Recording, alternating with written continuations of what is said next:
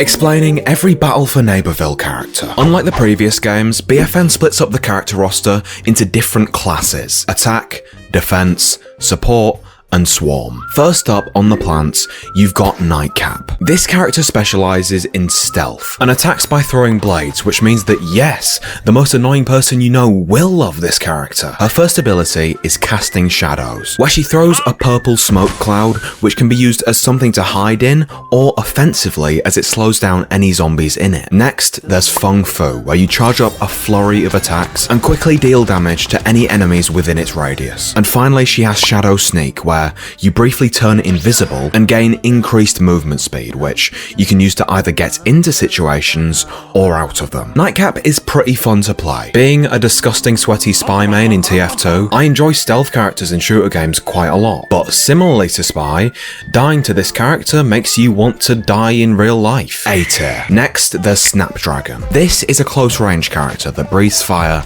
as a main attack and can shoot fireballs as a secondary. His first ability is Swoop Slam, where you fly into the air and then dive bomb, dealing damage on impact. Then he has Blue Blaze, where he shoots a blue homing fireball. And finally, he has Blazing Trail, where you chuck down a wall of fire. This character's pretty good, but let's be honest, this is just a chomper. He looks like a chomper, he plays like a chomper, he's a chomper.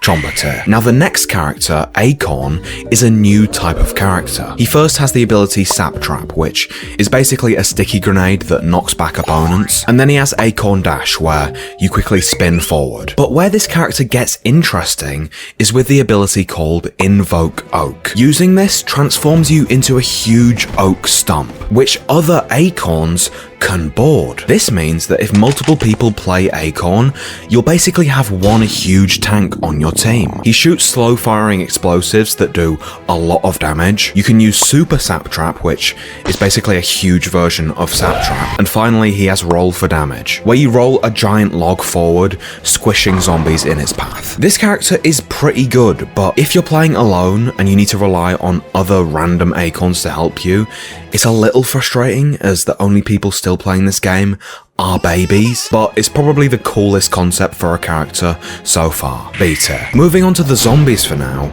we have the 80s action hero. His main weapon is a bow that deals more damage and is more accurate the more you charge it up, which results in this being the most satisfying weapon to use in any game possibly ever. His first ability is Dynamite Dodge, where you drop a stick of dynamite and do a Dark Souls dodge roll.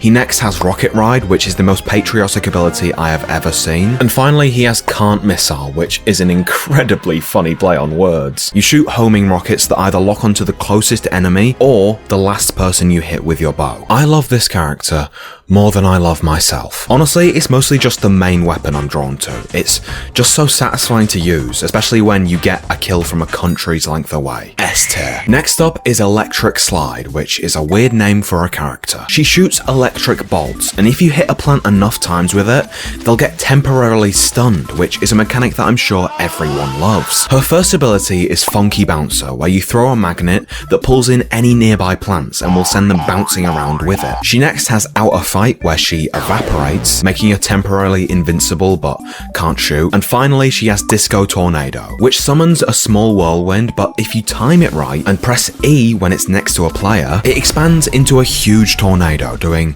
tons of damage. If I'm being honest, I don't really like this character. There isn't much to her other than the tornado ability, which I do enjoy, but there are definitely much better options. E tier. And then there's the Space Cadet, and this is basically the zombie equivalent of the Acorn. She can use Gravity Smash to go up into the air and slam down, dealing damage, or Big Bang Theory Beam, which fires a precise laser after charging up. But her main shtick is that she can turn into an entire space station that other Space Cadets can get on. The main attack is a very slow firing laser, but the Space Force ability increases the rate of fire.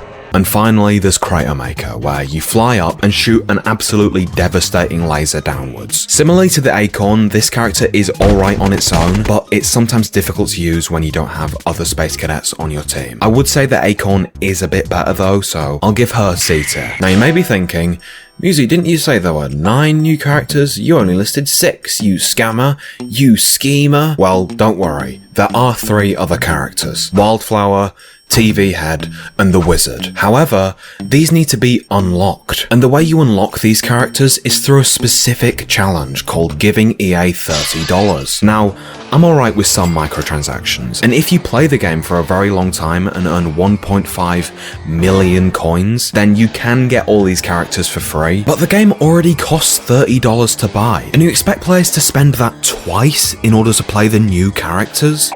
No. So, in protest, and I apologise for doing this because I'm sure they're very fun to play, they're going in F tier, and you have EA in their big greedy pockets to thank for that one.